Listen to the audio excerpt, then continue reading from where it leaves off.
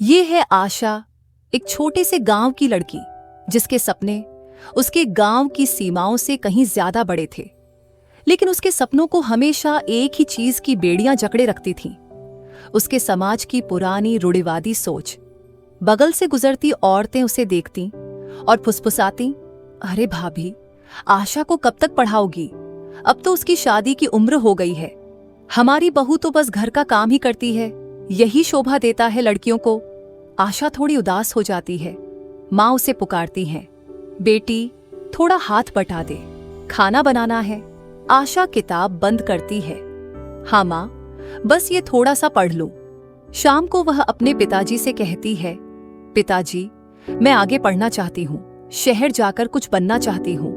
पिता थोड़े हिचकिचाते हैं, बेटी लड़कियां घर में ही अच्छी लगती हैं, बाहर की दुनिया बहुत मुश्किल है।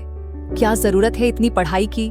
शादी करके अपने घर जाओ, वही तुम्हारा असली जीवन है। आशा चुपचाप अपने कमरे में चली जाती है। रात भर सोचती रहती है। अगली सुबह वह फिर हिम्मत करके माँ पापा से कहती है, पिताजी माँ, मुझे एक मौका दीजिए, मैं आपको कभी निराश नहीं करूंगी। मैं अपनी पढ़ाई पूरी करके दिखाऊंगी कि लड़कियां कुछ भी कर सकती हैं। माँ चुपचाप उसकी बात सुनती है। पापा भी सोच में पड़ जाते हैं। कुछ दिनों की जद्दोजहद के बाद वे मान जाते हैं, ठीक है जाओ, लेकिन हमेशा हमारी इज्जत का ख्याल रखना। अगर कभी गांव की बातें सुनकर कोई मुश्किल आए तो लौट आना। आशा की आंखों में चमक है। वो शहर के लिए निकलती है, कॉलेज में दाखिला लेती है। शुरुआत में उसे बहुत मुश्किलें आती हैं। शहर की भाषा, रहन सहन सब कुछ अलग है। लोग उसका मजाक उड़ाते हैं, लेकिन आशा हार नहीं मानती। वो अपनी कमजोरियों को अपनी ताकत बना लेती है। अंग्रेजी बोलना सीखती है। देर रात तक लाइब्रेरी में पढ़ाई करती है। दोस्तों से सीखने की कोशिश करती है। वक्त बीतता है। एक दिन आशा कॉलेज में टॉप करती है। उसे एक बड़ी कंपनी में नौकरी मिलती है। उसके दोस्त बधाई देते हैं, बधाई हो आशा, तुमने तो कमाल कर दिया। हमें पता था तुम कुछ बड़ा करोगी। आशा अपने पिताजी को फोन करती है, पिताजी मैंने वो नौकरी पाली। पिता भावुक होकर कहते हैं, बेटी तूने हमारा सर ऊंचा कर दिया।